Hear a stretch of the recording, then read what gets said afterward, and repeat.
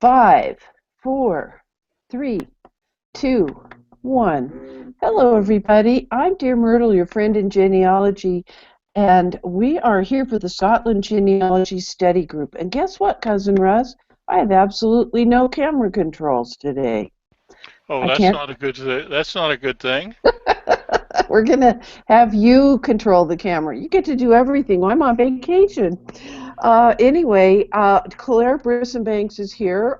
She's our mentor, and we're all looking at you, Cousin Russ. Let's see if we can get the camera over to Claire It's because, unclear. It's unclear. all right, doesn't look like it to me, so I'll just ignore Pro Studio. Claire, what have you got? I think that looks kind of interesting. Well, this is actually was something that Billy, one of our co-people here, has sent us, and this is a military census record. So I know we dive spoke in. about them last week, but just thought this was really interesting because it provided so much All right. information. All right, It, Billy, jump in here. This is your baby, and she's sharing the screen for you. What is this, Billy? Hi, what it is, it's the 1911 census in Glasgow, and this particular one focused on one area, which was Maryhill Barracks in northwest of Glasgow, Hmm. and it was the largest barracks in Glasgow. And I was quite lucky in finding this. I didn't think I would find it, but entry number 5 is my William. grandfather. Wow, William Morrison. I see him there. Yep.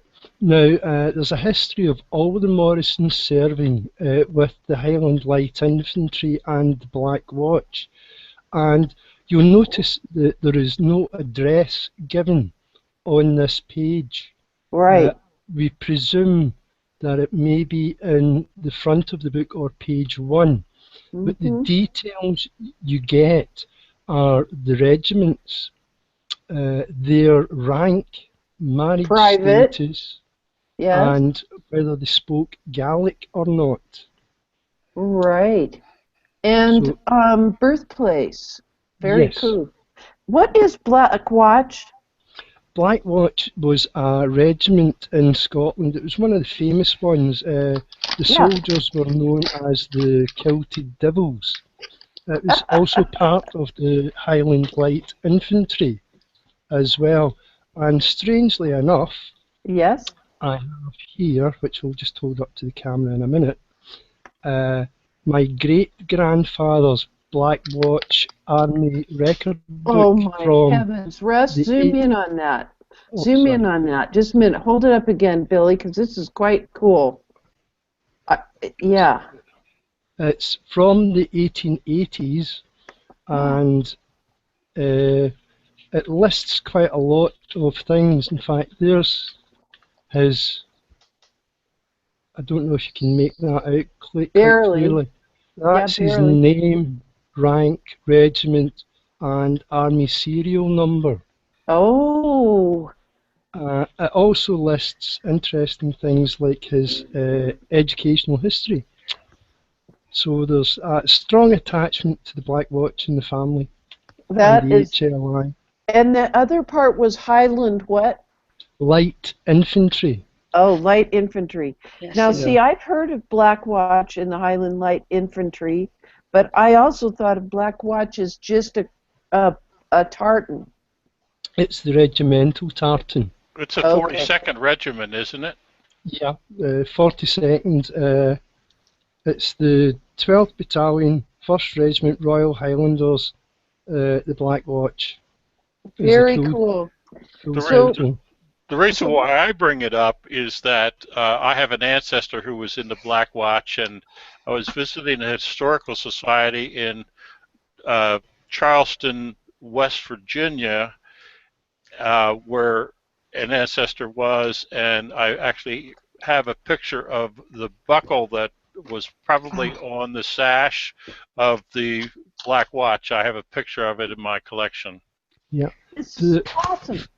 I think I sent Claire the link for the Black Watch Museum in Britain, Okay. and you can Um, apply there I'll go look for for it. I'll go look uh, for it.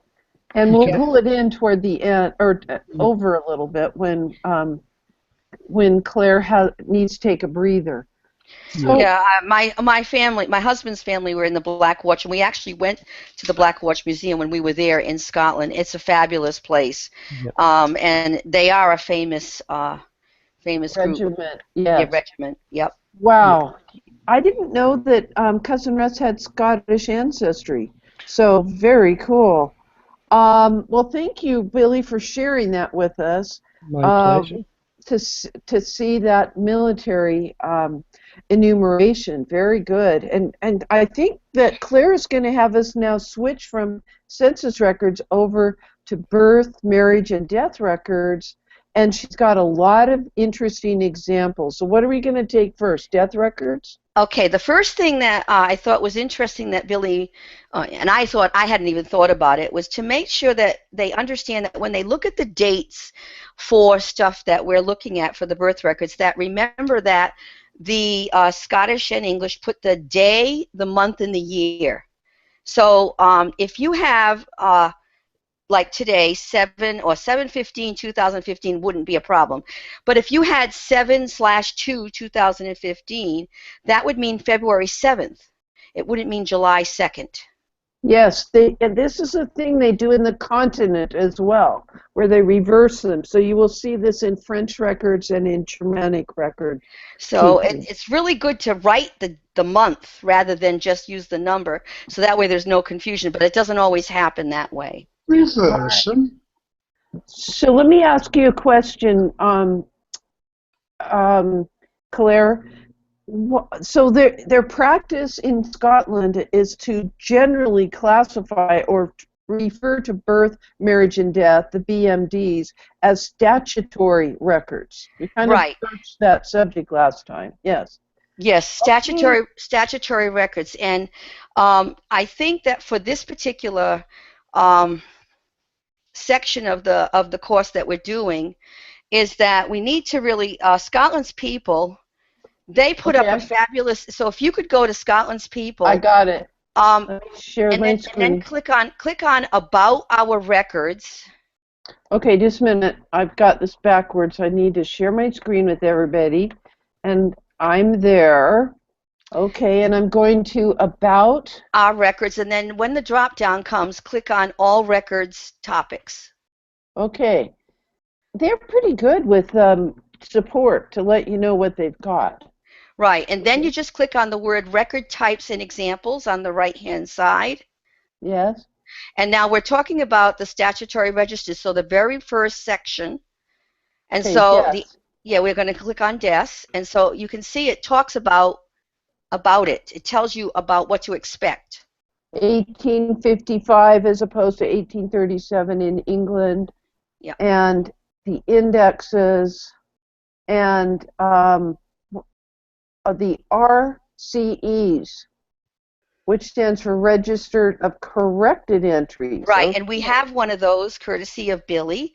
We have a Okay. register of corrected entries, and we're going to talk about that. Let's So, pull them up. Yeah. so this gives you a really great explanation about the different types of records that are available, and it tells you about how to explain them. So, the first one we're going to look at is a 1943 death record, and I will share my screen again. Whoops. Sorry about that. I hit the wrong thing. Okay, and this one here is the district of Auchterarder in the county of Perth. And this is, you're going to probably see a lot of similar names between the Morrisons with Billy and the Bankses and McEwens and stuff with myself. So this one here is William McKidd McEwen, and it says that he was a gardener, retired, and he was a widower. And it tells you the name of his wife, Catherine McNichol. It gives you the actual date and the time that he died and where he was in the area and how old he was. And then it gives you the name of his mother on his marriage record. I'll show that later. It provides the name of his father, but this one they just show the mother. So the reason being that the informant is the son-in-law and just didn't know that information. As we know, death records are not, there's only as good as the person that supplied the information. And so this will also, if you know, cause of death is in here, and then the informant, and then, of course, when it was recorded. And so this is a 1943, which is not that long ago, I mean, really, when you think about it. And so this is just a 1943 record for what they call a statutory register record. So what do you think about that? Pat? She dropped off. She'll be back. Oh, okay. All right. Wondered why she wasn't commenting. Yeah. All righty. What's interesting here is that it gives you also whether the parents are deceased when the person dies. So in other words, if that person's alive or dead at the time that this record was created, which I think is really nice thing. Sometimes it gives the time, the dates when they last seen the physician.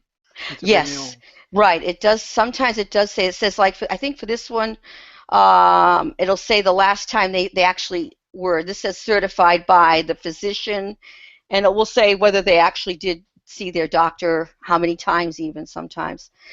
Each time you have one of these records, I don't know why they're all a little bit different. I think whoever's filling out the information, that's about the only thing I can think of. And so that would be a 1943 death record. Yeah, Claire, can I just jump in? Yep. A second? Since Pat's not here, let's talk about it. Yeah, on the cause of death, if the person who's deceased hadn't seen an attending physician within 7 days of the death, and the cause of death was different from their ailments, that would be recorded there, and that would be why there's different descriptions and dates. Also in the where and when died, if, for example, they died in a hospital, it would list it. It would list the hospital, then below it, it would list their usual address or abode. Right here it says that. Let me pull that up. So let's go look at that. Okay, so if we look here at this second one here, I think it's this one here. It's this person here, John Bailey. He was a butler, married to Lydia Matthews, so she's still living. And she died at St. Margaret's Hospital, and that's the location, and then that's where they lived. Yeah, so that's what Billy's. That's what Billy's talking about. I think that's good to be back with you all. It's one of those days. Well, we've gone through the 1943 record and pointed out some wonderful things, and I think we'll leave it at that. We did point out if they died in the hospital, it puts the hospital in there, and it also gives you their regular address. And then I know, and then it tells you the parents, and of course at this time, because this is a death of a person, usually the parents have passed on. Occasionally it's not. So if you're going to look at a death record of 1943, you get the whole page. They're not just giving you one page for one person. No, they're giving you a tremendous amount, and there's some others that you get 2 pages across, which I thought was really, really amazing. But this one here, they give you exactly what they died of and who reported it, and when it was recorded. Okay, very cool. So that's a 43. And then the next one is a 1909 death record for William Morrison that Billy gave us. So let me go and pull that up. Here we go. So did you want to talk about this one, Billy? Yeah. This is my great-grandfather, William Morrison. There was a tradition, the firstborn sons were all called William throughout the history of them. The interesting thing in this one, in the first column, if you look at it, it actually lists 2 professions for him. One being his rope works, which was his normal day-to-day job, and the second was that he was in the militia. So he was a part-time soldier. The modern term for the militia is the Territorial Army, or a weekend soldier. Now, could we bring up this clear screen, please? Sorry, I can see it down at the bottom, but not in the main screen. I thought Well, you have to. Okay, Billy, when you're on the panel, you have to click on the little a film strip panel that you want to view. Great. Yeah. Now, in the second column, you've got his date, time of death in the Western District Hospital, and it shows that his usual home address, which was actually across the street. Both his parents, and if you note, it gives the mother's maiden name as well as her married name. It also lists that he's on one of the others, that he's a widower of so-and-so. Right. Yep, that's so correct. They do, yeah. And the other interesting thing in column 7, the signature of the qualification of informant, if you notice the name Mary Morgan, Yes. and then it has her mark, which an X or a cross, and it was his mother-in-law, and underneath is the signature of the registrar who witnessed Mary actually making her mark, and then he signs the registrar officially in the last column to make sure that it's all legal. So that's quite a common one, where you'll see a mark and the registrar's signature in the signature column, as well as where and when registered. Excellent. All right, we next flip into 1907, and this one here, the reason we picked this one is because she died in a different place, so not a regular hospital or anything, and Billy had done this. So we'll bring this up here. This is for Margaret Jane Morrison. So Man, Billy, all your people were conveniently at the top of the list so that we can also see the column headings. Mine are always at the bottom, and I'm scrolling back and forth. mine was too. So, so this here, as I think it's go ahead, Billy. Yeah, this is it fits in with our discussion last week with parishes. In the where and when column, it tells it was Woodley Asylum Hospital. Now, Woodley Asylum was created by the Barony Parish in Glasgow for the residents of the Barony Parish. It was unusual in that we normally would assume asylum as a mental hospital. Yeah. But Woodley actually took in paupers, anybody that couldn't care for themselves, so it was more than just a mental hospital. Okay. It was also in the First World War, it was one of the two major hospitals for the returning servicemen as well.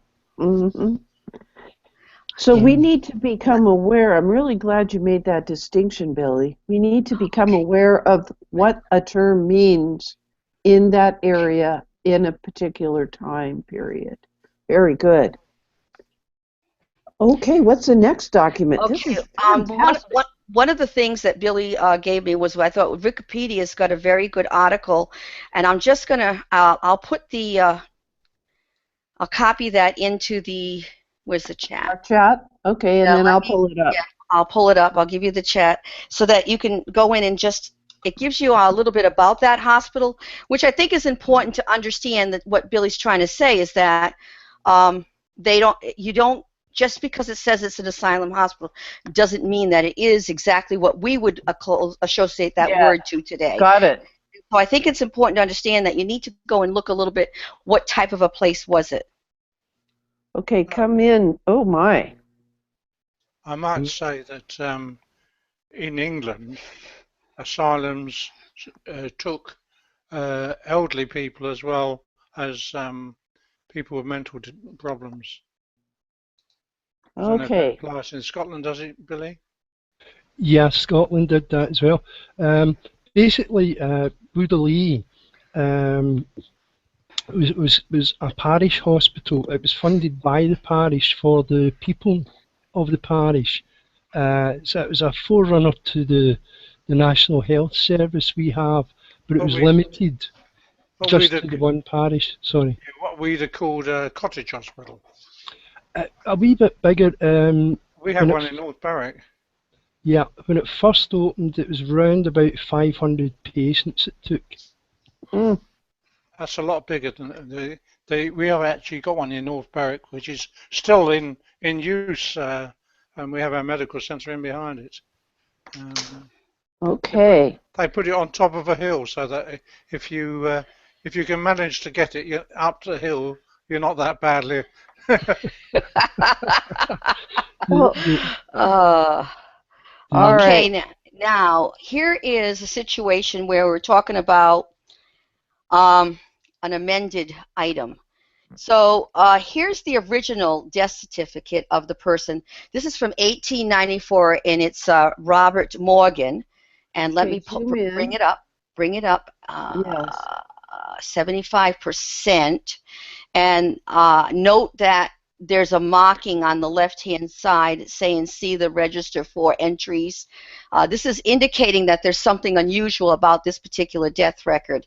And we'll let Billy take this. We'll start off with the original entry and go shift into the screenshot that told him to look beyond. So go ahead, Billy. Hi there. Yeah. Now, on first glance, and it's quite easy to miss. Not all the death certificates have a notation on the left-hand side against number 280. We're lucky in this one; it's quite clear. It shows you, and once you get that, there is a code next to that that takes you to the corrected certificate or Okay. the addition to it. Now, Scotland's people's quite good. The quick history: Robert Morgan was found dead in the street by people passing by.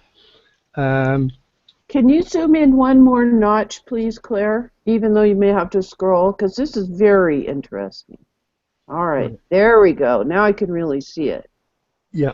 Now it gives you the basic information.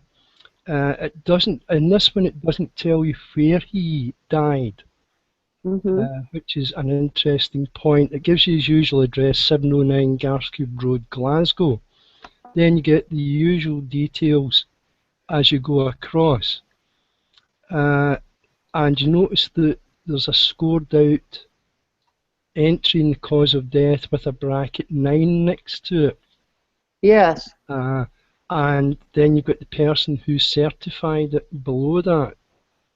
Then that's his daughter who Yes. registered the death, but wasn't the person who found them.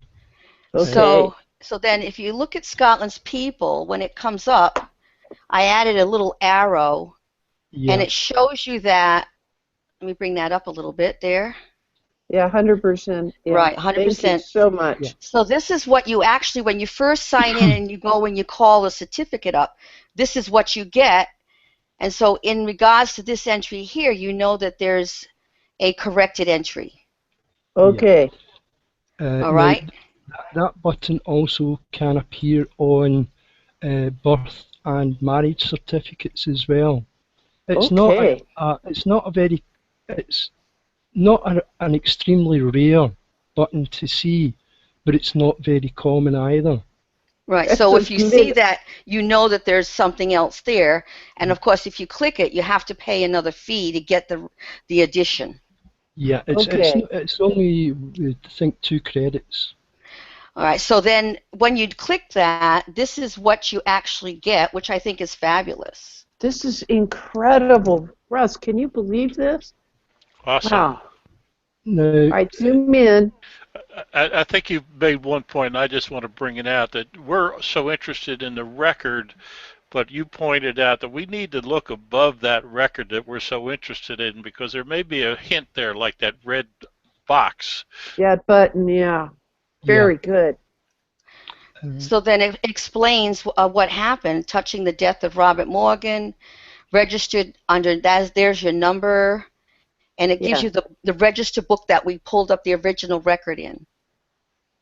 Okay. And this, again, we touched slightly on this in the last session.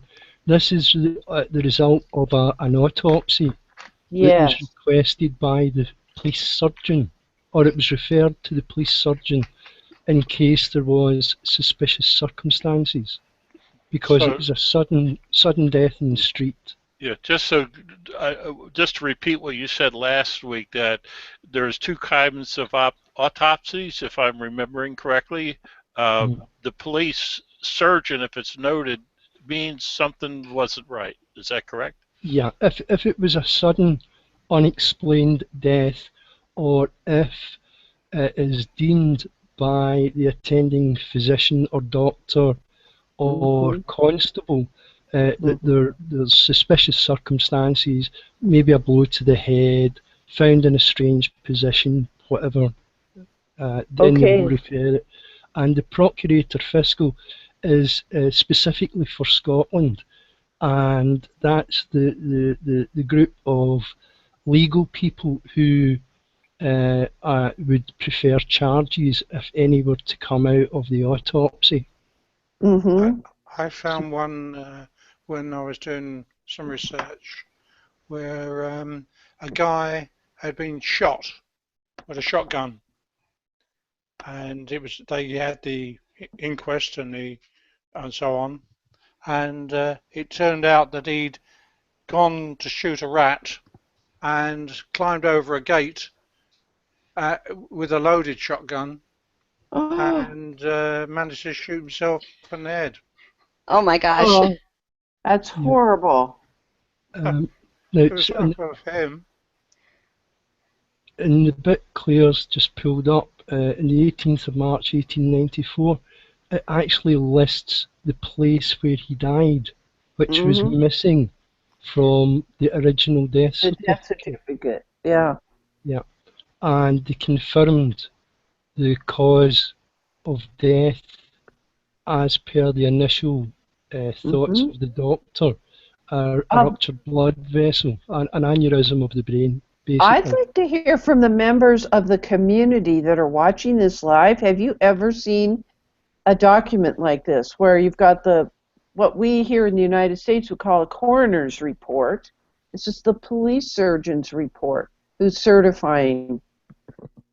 You've got something from the community, Russ? Yeah, this goes back. It's still on topic, but Lori says in the U.S. there are county homes which took in form, as well as some with mental defects could be related to brain injury. In the U.S., we also had sanitariums and asylums that they sent critically ill, especially during the time of tuberculosis outbreak, as well as mentally ill. Remember, people with Down syndromes or other kinds of what we call mental retardation are not usually kept at home, but in historically placed in institutions.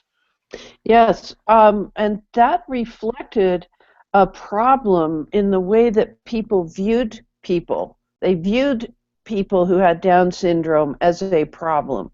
Or, in fact, there was an unusual thought. My good friend Barb, my research buddy, her mother and then she subsequently cared for a man who had Down syndrome, and they cared for him since he was a child. The couple that had him had kept him locked up in the attic, and after they passed away, then Barb's mom was the guardian. But there was a mistaken belief in that time period that had come through. The woman believed, and the husband did, he was a colonel, an official colonel, some bigwig, I guess, and they believed that if you had a Down syndrome child, it's because you had an abortion earlier. And so it was really a social stigma to have a Down syndrome child. And of course, we know that's just a bunch of hooey, as my grandma used to say. It definitely Craziness. was. Okay, we're slipping into an 1858, right before the 1855 thing, and this is Anne Banks, and Yes. she is a widow, Yep. and it gives, like he says, the date of death and where she lived and her parents, and so they were pretty consistent about what they actually provided, and tells you what she died of, and Yes.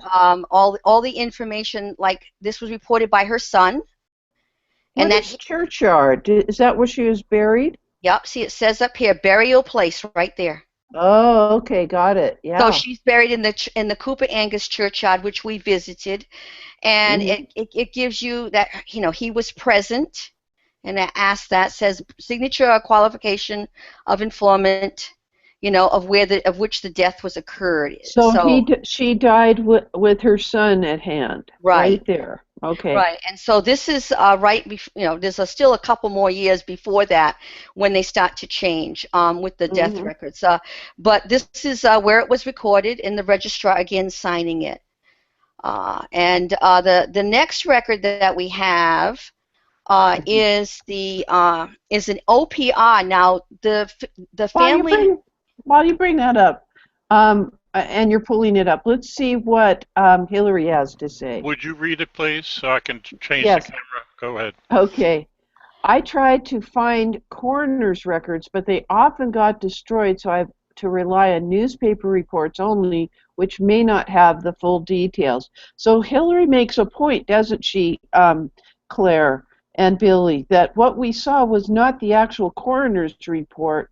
It was an indication in the death record of what the coroner said the cause of death was. The coroner's report would be his actual working copy as he's doing the autopsy. Okay, you Yeah. got something there? Additionally, you may well have had inquests, and inquests could happen anywhere, Hmm. in the local bar or anywhere they could Oh, that's get, pretty get, formal. get well, they could Yeah. gang, where the nearest place where they can a group of people could assemble. Okay. Okay, I Claire. just, Okay, I'm trying. while we're talking about terms, I just want to bring up one little term that we've just thrown in here is sanatorium. Now, my grandfather worked on one, but it was for Civil War soldiers, and it was called a sanatorium. And that's different from an old soldier's home, Yep, it where was. it might be, like the one at Fort Leavenworth, where actually now three of my ancestors were, and they would be there from time to time for a year or two. And alcoholism was the issue. I think it was PTSD. Okay. Um, We had sanatoriums for TB and yes. likewise things. That's why I bring it up because that's why it's worthwhile to look at some of these terms at time and place. Excellent. Okay, Claire's got another document for us. Let's see Okay, what now that is. this is an unusual situation where the family search people, when they transcribed the old parochial records, they did not do the deaths, or the burials rather, or any of the deaths. They only did births and marriages. Now, they were also on the microfilm, so you can go and look on the microfilm, but they So didn't yeah. create the index for that. And so this is from Scotland's People, and this is an 1853 listing of burials. And So this is you won't before find it on anywhere else. yeah. This is before the 1855 beginning of public vital records, and that's why you're looking at old parochial records. And this only is the church, the main church in Scotland, not those nonconformist churches like the Baptists, right? Right. These are the Church of Scotland. Okay. Presbyterians, and so this is a burial record, and so they have been putting, Scotland's People's been putting them on, but note that you won't find these listed on the Family Search website. Okay, so you got this from microfilm? This is actually from no, The Scotland's fish. People. Oh, okay. So the I was fish, I was looking for the burial of John Banks. I think there's one John Banks right here. yes. And what I did was I belong to the Tay Valley Family History Society in Scotland, and they actually went and took a photo of the tombstone. It was kind of nice. Very cool. I think Cousin Russ has something from the community. If you would read it so I can control the camera, please. Okay. It says, Linda Jordan says, I've been trying to find a coroner's report in the London area. My ancestor died leaving a tube station. And of course, London, England is not within our purview, but I understand that we want to have access to these coroner's reports, find out what on earth happened.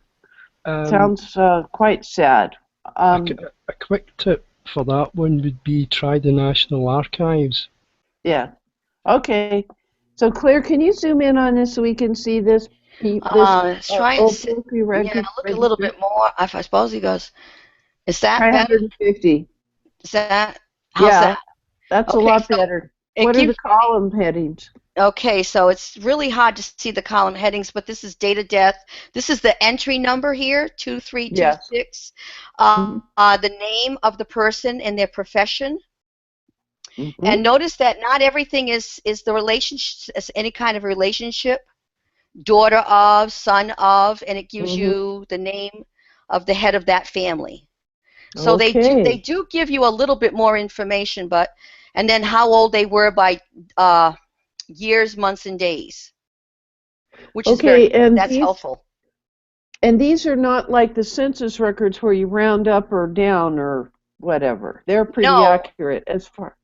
yeah, but see now this one here is an 8-year-old child. This is a Mhm. 1 year and 4 days old child. So that's why it's saying Oh. the daughter of this person, the daughter of Oh. that person, that child that died, Mhm. and the place Mhm. of death, and then the cause of death. Yes. And so these are new records. If you had done research before, these only were made available through Scotland's People unless you actually went on the microfilms and Yeah. actually looked them up. You didn't know that they were there. So it's kind of a, it was really nice that Scotland's People index these. Okay, that is major because I remember when our Family History Center received the microfiche of the OPRs, and it took up like one or two entire drawers for microfiche. I mean, they're huge because the drawers are just as wide as a microfilm drawer when you open it up, but they were all microfiche. It was a huge collection. All right, something from the community. Then we'll go on to the next document. Please read. Oh, yeah, I will do that. Sorry. Hillary says, we had sanatoriums in the UK for diseases such as tuberculosis. So this is good to get the international flavor. Sandy, hi, Sandy, as well. She says, we also had TB sanatoriums. Very nice to hear from other people where a term has been used. Okay, so Claire's gone blank for a little minute there. Maybe she has a cough or something. It's 10:38, and we are doing a very thorough job of looking at interesting death type records. And We're slipping into births now. Okay, we're moving over. Okay, good. So this here is an 1896 birth record, and in Can the you parish. see it, Russ? I cannot. All right, we're only seeing your profile. There it is. There it is. Oh, there good. it is. Okay, good.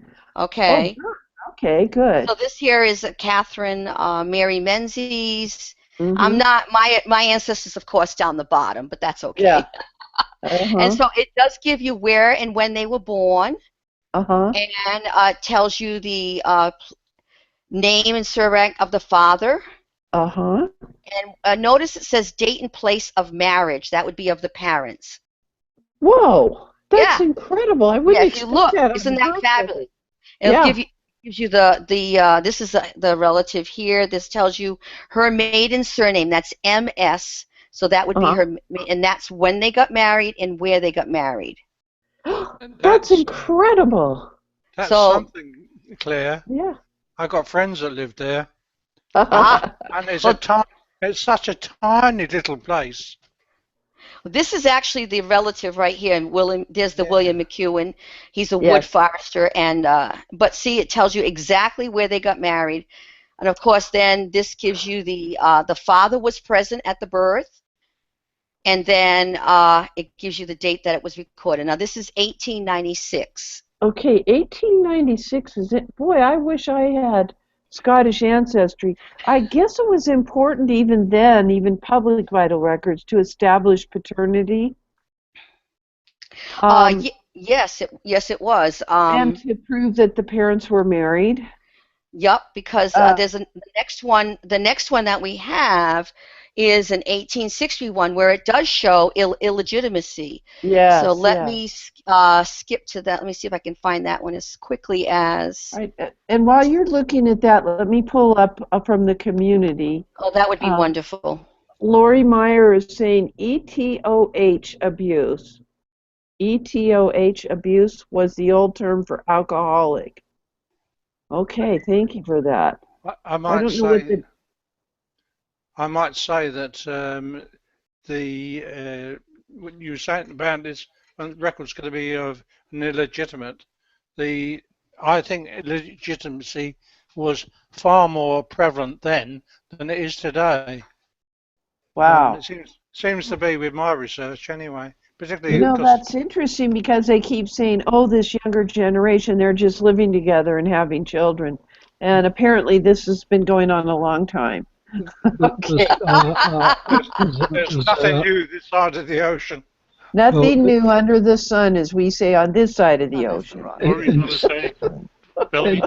in Scotland, there's a distinction to be made. Um, when you'll see the word lawful, which means parents were married in some of the OPR records, but in Scotland, there was what they called common law marriage, where Yes, yes, the man and the woman lived together as man and wife for yes. 5 years. Then the children were regarded as legitimate. Yes, So when you see illegitimate, the parents didn't live as common law man and wife. you know, here in the United States, just to do a compare and contrast, we have um, each state decides if they're going to have, if they're going to recognize common law marriages. And even to this day, it's a big deal. Like if I were to marry a movie star, instead, I'm so happy I married Mr. Mert.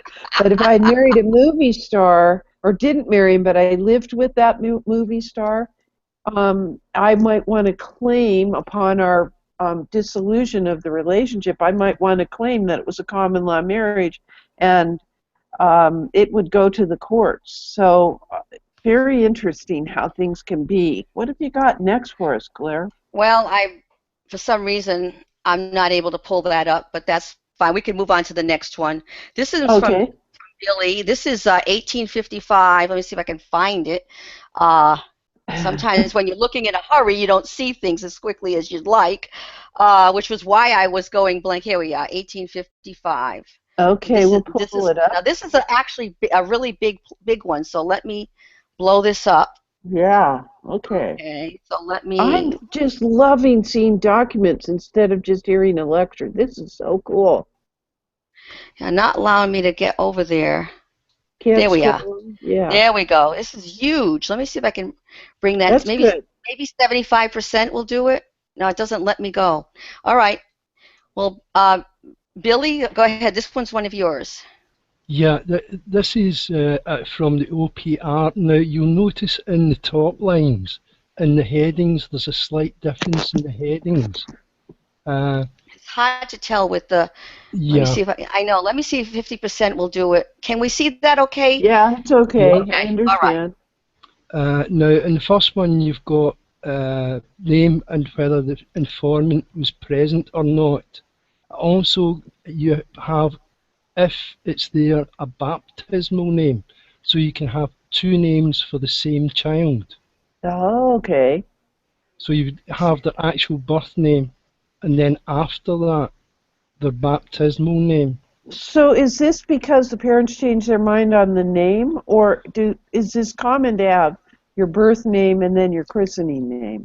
It's oh, in the older records, yes. In the modern ones, no. And the baptismal name was more of a probably where the parents would honour it after a grandmother Okay. or something like that. Well, then this means that we might not be looking for the child under historically, not modern, under the Yeah, wrong name. yeah. Well, Gregor, the bottom one is my great whatever aunt. Hmm. Yeah, um, so that's Elizabeth, right? yeah, Elizabeth, right down at the bottom, and you'll Okay. see So not all of his are at the top there, Pat. Okay, good. we come otherwhere in the list. Uh, Now, the other thing, where it says not present, it doesn't mean the child wasn't present at the birth. It just means that the child wasn't present when the registration was made, So they which didn't is, have the baby in the arms. that's it. Whereas you can see Okay. above the I'm other intrigued with the column, names. Yeah, because Greek, most people are present at their birth, but what you're talking about is they didn't bring the baby to the registry office. that's correct, yeah. Okay. I, Uh, I love that and child's name, Billy. yeah, it's quite a, well, it's a It's, mix. She's got the Elizabeth from one of the parents. The middle name is actually the surname yeah, Findlay. of Finley. a relation that I haven't tracked down yet. Ah, So And, there's a connection to another line there. yeah, Uh, yeah. Craig.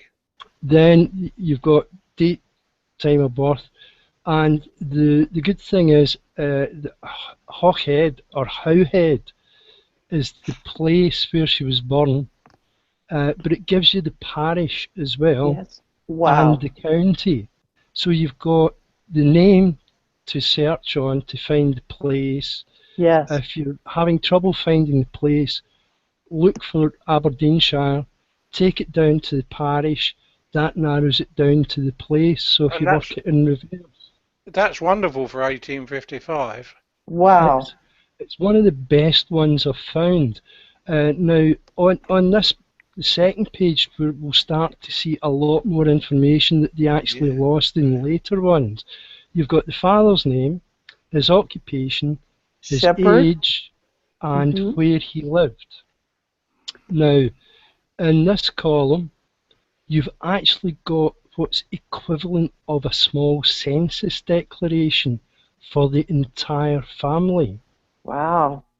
You've got the year, the address, and this is all the members of the family living and deceased. And you'll find this in this set of collections round about this time of year, which is a great clue if you're not sure about how many people were in the family. You will find Wow. it in OPRs. Right, with one boy and the girls living and two boys who are deceased. Yeah, Wow. There's 6 girls there. That's a 6. Oh, that's a 6. I couldn't read yeah. that. That's okay. So, All so right. she was the The 8th child there. 8th child. It tells you her Wow. position in the family as well. And you get the mother's married name, maiden surname, Yes. and the This is her 8th child, and she's yeah, 38 years old. And I yeah, don't know what the bottom thing is. That her occupation? yeah, and I'm not too sure what that one is. I know. You have It's to one of look it those up ones. under arcade. Better so. Yeah. I think it's a place. That's a place. Oh, it's a It just place. says the birthplace of the mother. Yeah, Okay. Sorry. it's Aberdeenshire as well. I've seen it. Okay. Fetterness. Yeah. Yeah, I recognise it now. And Okay. then the person who registered it, father, and Yeah. the last column is That's the his. registrar's details. Okay. Is that a signature? It looks like a signature. Yeah, as opposed to the person entering it into the record. Okay, and then what was that last column? Oh, that's where they the registered. yeah, and who the registrar was. Yeah. Wow. I have a comment that comment tracker won't bring in, but Hillary says the Scottish records are so much better than those in England and Wales, much more detailed. Yeah, I wasn't seeing that in my Welsh research or in the examples provided by my instructor at the Institute last fall, British Right. Institute. Cool. Okay. All right. So that's in 1853. No, Yes. 1855. 1855 Yeah. Okay. record. Touch Okay. that So so. now, are there any? Just that. Go Sorry. ahead. Go It's ahead. just that name of that place. I looked it up. It's just to the west of Stonehaven, so that's quite away from the other place.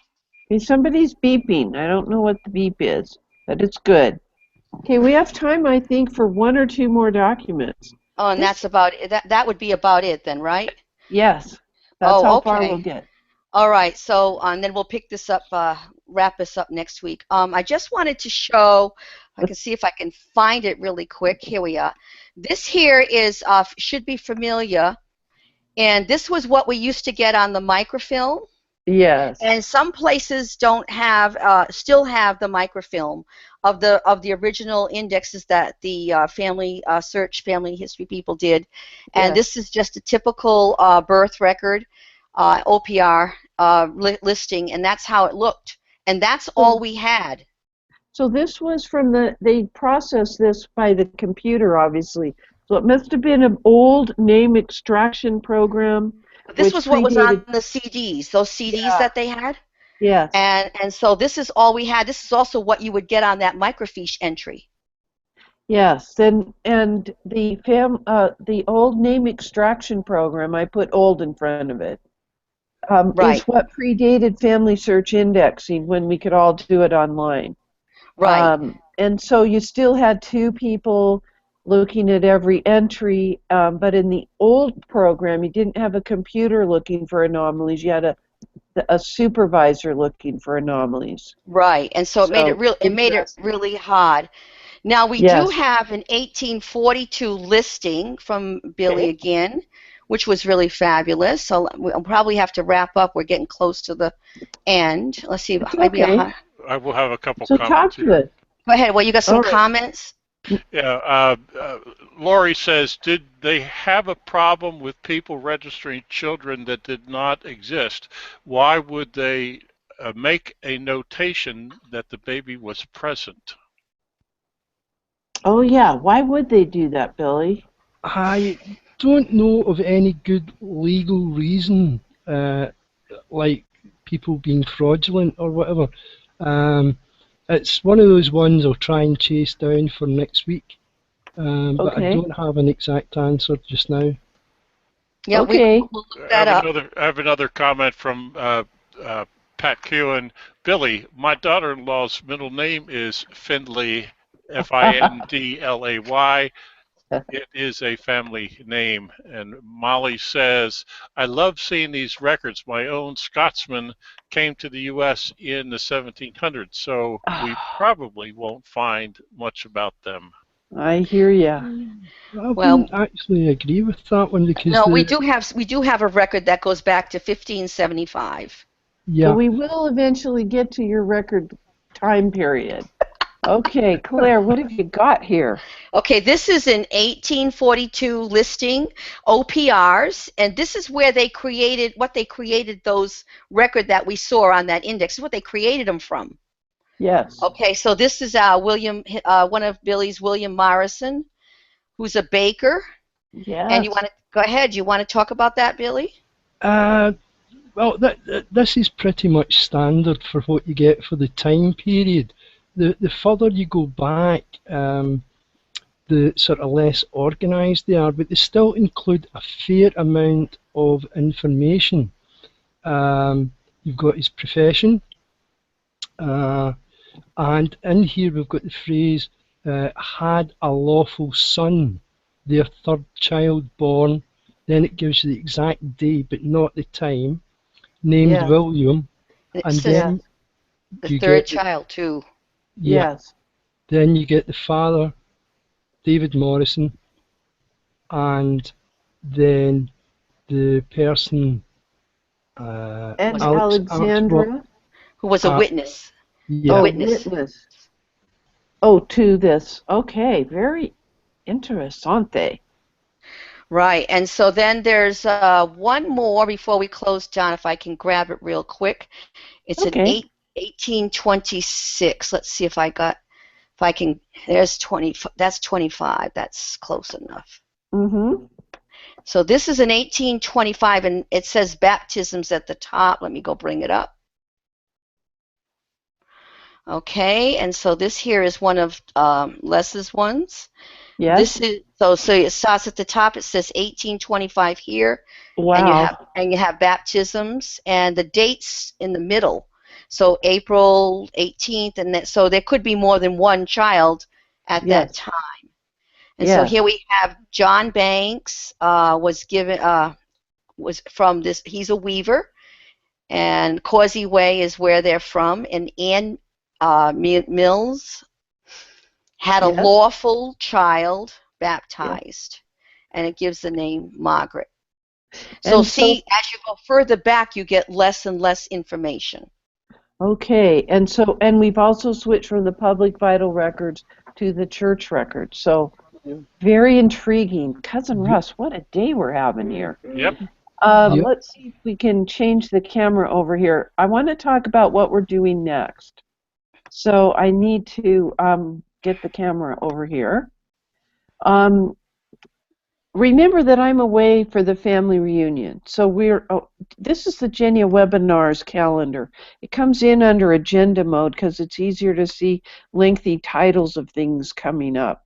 And I'm going to switch it to the monthly view by this little tab here. And now I'm going to show you, here we are on it's already the 15th of July. I can't believe it. We're getting close to Christmas. I better start doing my Christmas shopping.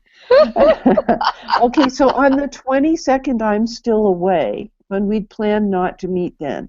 And then the 29th, we're also not meeting. Isn't that the week you go to BYU to teach, Claire? Not able to do that when I'm working at BYU Idaho for some Yeah, reason. okay. Okay. So, but I'm Well, not but okay. we're not meeting again. Let's go till the next month. We're not meeting until August. And I'm Okay. sorry that we have to take a break, but this is what happens in the summertime. So our next time that we meet is the 5th of August. And keep that in mind, folks. So, I mean, I am just thrilled with today's presentation because I learned so much by looking at the actual document. I think it's the way my brain assimilates information. You could have just rattled off a list of, okay, in 1855, baptismal record, you could have a baptismal name and the birth name, but it wouldn't have made sense to me. I wouldn't picture it in my mind as well without looking at that actual document. A couple of other things to mention to you all. This is just busy work here as far as Dear Myrtle is concerned. This is the 15th. I'm away, but I want you to know that Family Search is doing 3 different presentations on this coming Saturday. And they are doing a very good job of putting in presentations. This has to do with Wales, actually. They're putting in presentations directly. I'm not having to help them put their items on the Genia webinars calendar, so keep these in mind. They use different software. We're using Hangouts. They tend to use WebEx or sometimes Adobe Connect. I think they're all on WebEx right now. There will be no Mondays with Mert next week. I will be up on the island. No Scotland or Wacky. And but I will be back off the island. I will on the 27th. We will have Mondays with Mert. How are we And going to cope? I don't know. Yeah, All I can do is the withdrawals best I and can do. Yeah, and on the 26th, I didn't put it on the Genia webinars calendar because we're not actually we're not recording at our event, but I'm going to be with Footnote Maven that day and visit with her, and I'm really excited. So I don't know about you guys, but Cousin Russ and I know we are so jazzed by this study group series where we're actually talking about these things. What's a sanatorium and what was an asylum, and here we had this switch between the birth, marriage, and death records, which are well described at Scotland's People, and then we moved into the OPRs, the old parochial records from the Church of Scotland. Of course, my people would have to, if I ever had them, they're always the scoundrels, the Baptists or whatever. Anything else to say, Cousin Russ? I'm not sure if I got in all our announcements. I think we did. We did. So thank you, Claire, for being our mentor here, and Billy, thank you for following along with our plans and supporting us by giving us alternate samples of some very interesting documents. I appreciate that. And John, as always, we're so happy to have you as part of the panel. So, nothing left to say for me except on behalf of Cousin Russ, I'm Dear Myrtle, your friend in Genealogy. Happy family tree climbing, everybody. That's a wrap.